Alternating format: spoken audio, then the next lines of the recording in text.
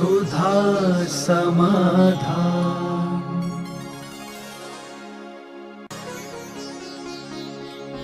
नमोस्तु गुरुदेव। आलाप पद्धति ग्रंथ की रचना किस निमित्त से की गई अथवा इसे पढ़ने का क्या फल है? आलाप पद्धति जो है नए चक्र नाम का ग्रंथ है। उस नए चक्र को आधार बनाकर देवसेनाचार्य का और उसको आधार बनाकर आलाप पद्धति की रचना हो। आलाप पद्धति बोलते तो सभी हैं, लेकिन उनका बोलना समीचीन हो, बोलने की विधि क्या हो। जैसे किसी ने तुमने कहा ये मेरे पिता हैं, तो इसकी विधि क्या है? वो पिता तुम्हारे क्यों हैं? कल भी थे, आज भी हैं, कल भी रहेंगे। ऐसा कोई तर्काली संबंध है या वर्तमान का व्यवहारिक संबंध है? ये भगवान है, महावीर स्वामी हैं, तो भगवान महावीर स्वामी को आपने कहा, उनकी आपने जय बोली, तो इसकी विधि क्या है? क्यों बोली आपने? कैसे बोलना चाहिए? किस अभिप्राय से रहना चाहिए? तो ये बोलने की एक कला, बोलने की विधि, उस बोलते समय हमारा अभिप्राय क्या होना चाहिए? यह अभिप्राय है तो क्या रूप बनेगा, इसका क्या? तो इस प्रकार से यह व्यवस्था बनाई गई। शुरुआत में उन्होंने षष्ठी को अस्थि रूप है, षष्ठी है। कई लोग मानते हैं कि षष्ठी क्षणिक है, नश्वर है, अनित्य है। तो इसका खंडन करते हुए उन्होंने कहा कि नहीं, जो सत है उसका विनाश नहीं है। ऐसी इस त्रिकाली की त्रिकाल सत्ता, सृष्टि की त्रिकाल सत्ता को स्थापित करने के लिए उन्होंने कहा कि सृष्टि के साथ हम क्या व्यवहार करें। यूज एंड थ्रू का नहीं, सृष्टि कल भी थी, आज भी है और कल भी रहेगी। इस प्रकार बोलने की जो कला है, पद्धति है, बोलने से ही सम्यक दर्शन होता है। अपने पिता को पिता तो मिथ्या दृष्टि भी कहता है, सम्यक दृष्टि भी कहता है। भगवान को भगवान मिथ्या दृष्टि भी कहता है, सम्यक दृष्टि भी कहता है। लेकिन एक मानता है कि भगवान मैं ही हूँ, मेरे रूप ही हैं, मैं भगवान का रूप हूँ। दूसरा मानता है कि नहीं, भगवान भिन्न है, मैं भिन्न हूँ, और भगवान का जो स्वरूप है वो मेरे लिए निमित्त है। तो इस संसार में हम किन वस्तुओं से क्या संबंध बनाएं, और संबंध बनाते समय अपना खुद का अभिप्राय क्या रहे। अर्थ क्रिया जिसे बोलते हैं, पद्धति का अर्थ है अर्थ क्रिया। आप किस प्रयोजन से वस्तुओं के साथ संबंध बना रहे हैं, व्यवहार कर रहे हैं, आलाप कर रहे हैं, ऐसा। नमोस्तु गुरुदेव। सिद्धचक्र महामंडल विधान में अर्ध नारीश्वर को अर्घ्य चढ़ाया गया है, तो अर्ध नारीश्वर का क्या अर्थ है? अर्ध नारीश्वर का अर्थ है कि भगवान अपने आप में स्वरूप स्थिर होकर के भी वो ममतामयी है। जगत के प्रति उनका मातृभाव है, जगत से वो भिन्न नहीं है, जगत में वो समाये हुए हैं, जगत से भिन्न नहीं है, इसी जगत में समाये हुए हैं। तो इस प्रकार से उनका अर्धनारीश्वर रूप प्रदर्शित किया गया। ये उनके विशेषताएं कहलाती हैं। यानी वो मात्र अकेले स्वयं में ही स्थिर नहीं है। जैसे नारी होती है, अपने कुल को ही जिसमें जन्म लेती है, उसी कुल को ही सब प्रशस्त नहीं करती, दूसरे कुल का भी प्रशस्त करती। ऐसा ही भगवान मात्र आत्मा का कल्याण नहीं करते, जगत का भी कल्याण करते हैं। अपने में ही उनका स्थिति नहीं है, उनकी हर क्रिया स्वपर प्रकाशी है। तो एक इस प्रकार का वहाँ पर विशेषता दी गई। नमोस्तु गुरुदेव। गर्भस्थ महिलाएं पंचकल्याणक में हिस्सा कैसे ले सकती हैं? गर्भस्थ महिला इंद्राणी नहीं बन सकती। क्योंकि सकलीकरण में वहाँ साक्षात देव की स्थापना की जाती है, साक्षात देवी का स्थापना की जाती है, और देवियाँ माता नहीं बन सकती, इसलिए इंद्र रानी नहीं बन सकती। सामान्य रूप से आप जो और पद हैं उन पदों में, उन पूजाओं में भाग ले सकते। सामान्यतः बड़ी पूजाओं के पात्र नहीं बनाया जा सकता।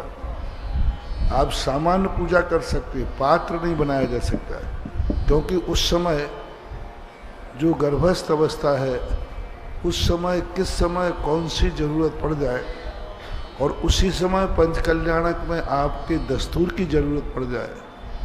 आप हवन कर रहे हैं, आप मान लीजिए भगवान को आहार दे रहे हैं श्रेयांश से, तो उस समय कोई भी बाधा हो जाती है।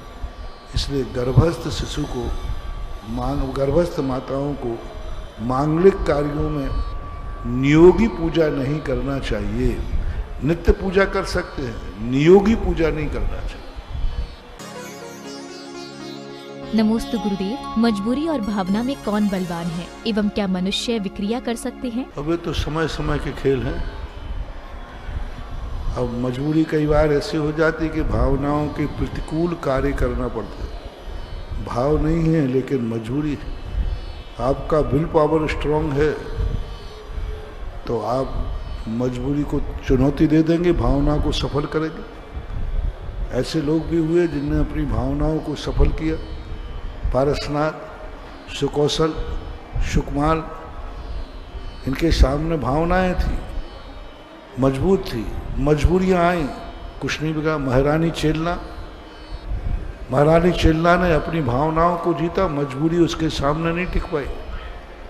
बहुत सारी मजबूरियां आई, बहुत सारी मजबूरियां, यहाँ तक कि जन्म और मरण का भी सवाल आया, लेकिन मजबूरी हार गई, भावना जीत गई।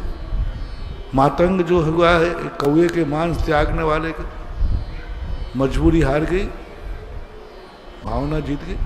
मजबूरी थी कि उसके लिए कोई मछली नहीं मिली, सारा घर भूखा बैठेगा, कोई बात नहीं, भावना सफल हुई। कौए के मांस त्याग करने वाली मजबूरी थी, नहीं खाएगा तो मरेगा, और भावना थी व्रत पालन करने की, भावना जीत गई।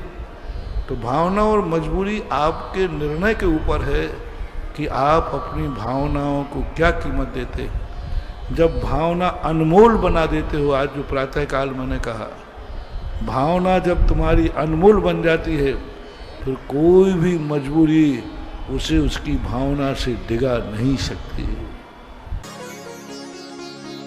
नमोस्तु गुरुदेव, किसी अजैन को जैन धर्म का पालन करने के लिए क्या करना चाहिए? आप अपनी भावना पूर्ण के लिए जो भावनात्मक जैन धर्म के सूत्र हैं, अहिंसा, सत्य, अचौर्य, ब्रह्मचर्य और अपरिग्रह, इनका पालन करें और नमोकार मंत्र आदि को अपने जीवन का आधार बनाएं, तो आपकी भावना सफल हो सकती है। इतने मात्र से सफल हो गई। हमारे शास्त्रों में आया कि एक ग्वाला था, वो एक सेठ के यहाँ पशुओं को चराता था, और उसने सेठ जी का सब आचरण देख करके स्वयं रात्रि भोजन का त्याग किया। और एक दिन जंगल में मुनिराज मिले तो उनको रात भर उनके लिए अग्नि आदि जलाकर तपाता रहा। सुबह उसने सोचा कि हे भगवान, मुझे कोई सूत्र दो, मैं तो गरीब हूँ, ग्वाला हूँ, जैन हूँ नहीं, और मुझे कोई ऐसी शक्ति दो। तो महाराज तो कुछ बोले नहीं, नमो वरिहंताणो, ये कह के चले गए। अब ग्वाले ने कहा कि महाराज ने कुछ दिया नहीं, लेकिन उन्होंने क्या बोला है, नमो वरिहंताणो। इतना शब्द उसने पकड़ लिया, और बाद में वो नमो वरिहंताणम कहता कहता और जाकर नदी पार कर रहा था, और एक लक्कड़ उसके पेट में लगा, मरण पड़ गया। उस समय कहा, गुरु ने जान लिया था कि मेरी जिंदगी का अंत, तो नमो वरिहंताणम। नमो वरिहंताणम शब्द बोलने से वह बाद में जाकर सेठ सुदर्शन हुआ, सेठ के यहाँ बेटा हुआ। पूर्व भाव में सेठ सुदर्शन ग्वाला थे, जैन धर्म नहीं थे, लेकिन मात्र नमो आर्यंताणम पर श्रद्धान करने से वो सेठ सुदर्शन यानी उसी सेठ के यहाँ पुत्र रूप में उत्पन्न हुए। नमोस्तु गुरुदेव, कर्म के उदय और उदीर्णा में क्या अंतर होता है? उदय सामान्य रूप से जो कर्म बांधे हैं वो उदय में आते हैं। जैसे पेड़ पर आम अपने आप पक रहा है, वो उदय है, और पेड़ को तोड़ करके किसी उपक्रम के द्वारा पकाना ये उदीर्णा कहलाती है। जय कालेण तवेण कम फलम, जो तप आदि के द्वारा कर्मों की निर्जरा की जाती है वह उदीर्णा पूर्वक ही होती है। और जो सामान्य रूप से है, निज काल पाए विधि झरना, तासो निज कार्य न शरणा, तप करे जो कर्म खिपावे, सो ही शिव सुख दर्शावे। अपने निज काल पाकर जो कर्म उदय में आते उसको उदय बोलते हैं, और जो तप आदि के माध्यम से खिलाए जाते उसको उदीर्णा बोलते हैं। नमोस्तु गुरुदेव, संयम का ज्ञान से कैसे संबंध है? जितने भी गुण हैं वो एक दूसरे के पूरक होते हैं, निमित्त नैमित्तिक संबंध होता है, क्योंकि सभी का कार्य है आत्मा के कार्य करना। वो स्वयं में स्वतंत्र है, लेकिन आत्मा के सहयोग के लिए अलग अलग कार्य करते हैं। संयम से ज्ञान का क्षोक्षम बढ़ता है, बहुत बढ़ता है। पूज्यवर पूज्यपाद स्वामी ने सम्यक दर्शन सम्यक ज्ञान से अवधि ज्ञान को हीयमान और वर्धमान कहा है। सम्यक दर्शन, जैसे जैसे सम्यक दर्शन सम्यक ज्ञान बढ़ता है वैसे वैसे अवधि ज्ञान में वर्धमान वृद्धि होती है, और जैसे जैसे सम्यक दर्शन ज्ञान घटता है अवधि ज्ञान ही मान होता है। तो ये अवधि ज्ञान के उदाहरण को उपलक्षण मान करके सभी ज्ञानों में ऐसा मानना चाहिए।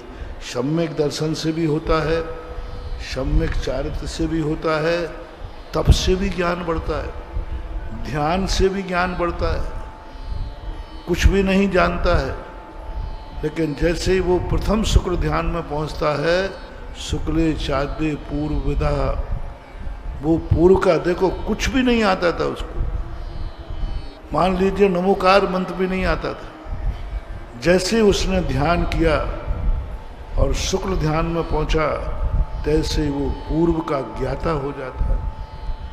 और एक दूसरा उदाहरण है, कुछ भी आगम का ज्ञान नहीं था इंद्रभूति को,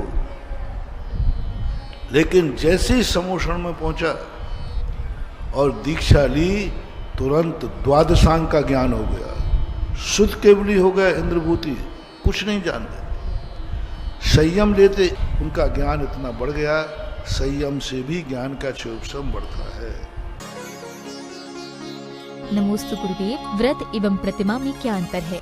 व्रत और प्रतिमा, व्रत एक रूढ़ अर्थ है जो कई अर्थों में आता है। एकासन को भी कहते आज हमारा व्रत है, छोटा सा भी नियम ले लिया तो व्रत कहते हैं।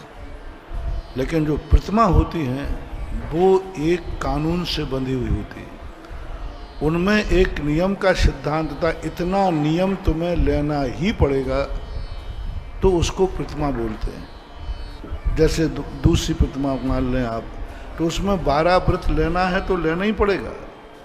और व्रत सामान्य से सामान्य व्रत भी रूढ़ अर्थ में भी आता है। नमोस्तु गुरुदेव, आप कहते हैं नौकरी नहीं करनी चाहिए, पर व्यापार ना चलने की स्थिति में क्या करना चाहिए? मजबूरी का नाम महात्मा गांधी। मैंने ये भी तो कहा है, स्त्री को शस्त्र नहीं उठाना चाहिए, लेकिन मजबूरी हो जाए तो महारानी लक्ष्मीबाई बन जाना चाहिए। हम उसका विरोध कर रहे हैं कि बाजार में श्रीमान जी घर में हैं, बेटा घर में है, लेकिन शॉपिंग करने के लिए साहब कौन जाएगी? अरे भाई बेटा घर में, वो भी ला सकता है। और गजब तो जब होता है, श्रीमान जी स्कूटर पे खड़े रहते हो और श्रीमती दुकान में अंदर जाकर के शॉपिंग कर रही हैं और श्रीमान जी मक्खी वगैरह आ जाए, भाई ठीक है। और वो आराम से घंटों में ये साड़ी देखना, ये कपड़ा देखना। तो इसका निषेध है। मजबूरी विपत्ति काले मर्यादा नास्ति, एक नीति। जब विपत्ति है तो विपत्ति काल में बच्चों को पालन करने के लिए, परिवार के संचालन के लिए नौकरी तो क्या, भीख भी मांगना पड़ती है तो मांगी जाती है, लेकिन भीख को मार्ग तो नहीं कहा जाएगा, उसको क्या कहा जाएगा? मजबूरी है। तो मजबूरी में महारानी लक्ष्मीबाई ने शस्त्र उठाया, लेकिन जब तक गंगाधर राव रहे तब तक वो युद्ध में नहीं गई, तब तक वो पर्दे के अंदर रही। लेकिन जब गंगाधर राव का मरण हुआ और झांसी अनाथ की स्थिति में आ गई, अंग्रेजों ने ये बोल दिया कि झांसी की गद्दी पर कोई वारिस नहीं है, इसलिए झांसी की गद्दी को हड़प लिया जाए। तब जाकर के लक्ष्मीबाई ने कहा, कौन वारिस नहीं है?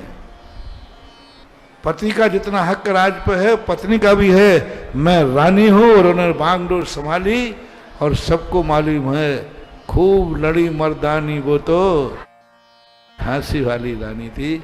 समय की बात अलग है, शौक नहीं हो, मजबूरी। कोई शौक है, घर में कोई कमी नहीं है, सबको सही है, यूं करना है नौकरी, तो ये गलत होगा। नमोस्तु गुरुदेव। मान स्तंभ में चारों ओर किसी एक तीर्थंकर की प्रतिमा ही विराजमान होती है, या चारों तरफ अलग अलग तीर्थंकरों की प्रतिमा विराजमान कर सकते हैं? एक ही तीर्थंकर की। पहली बात तो मान स्तंभ में जो मूर्तियां रहती हैं वो अरहंतों की होती हैं, लेकिन फिर भी जिन भगवानों के मूल नायक होते हैं उन्हीं भगवान की मूर्ति मान स्तंभ में होना चाहिए, और चारों तरफ एक ही भगवान रहें, यही होना चाहिए। अलग अलग भगवान कभी मान स्तंभ में नहीं बैठे, जो भगवान अंदर हैं उन्हीं का प्रतिबिंब यहाँ बैठता है। ऐसा। नमोस्तु गुरुदेव। किसी मंदिर विशेष में बोली गई शांति धारा किसी कारणवश ना कर सके तो क्या अन्य किसी मंदिर में कर सकते हैं? अब ये तो आपका और भगवान का एग्रीमेंट है, किससे हुआ है। मेरे लिए तो सारे भगवान एक से। अब आपका भगवान, किस भगवान से आपकी श्रद्धा किस स्थान से है। जब हमारी श्रद्धा किसी नाम विशेष से होती है तो फिर उस नाम विशेष का ही आभार मानना चाहिए। सामान्य रूप से यदि होती है तो कहीं भी आभार से कर सकते हैं, ये आपके संकल्प के ऊपर आधारित है। अब मैंने इशारा कर दिया, किसी की दुकान से माल उधार लाओ और दूसरी दुकान पर उधारी चुकाया हो तो फिर क्या होगा ये आप लोग जानो। सुधा समाधान।